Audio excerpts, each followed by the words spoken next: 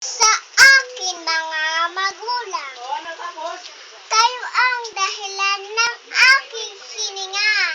Ako ay nabuo sa inyong kalinga. Pag-ibig na wagas, tutuod dakila, ang siyang nagbigay ng lakas ko't sigla. Hinubog ang aking damdamin at diwa. Kasama ko kayo sa ngiti ko't lupa.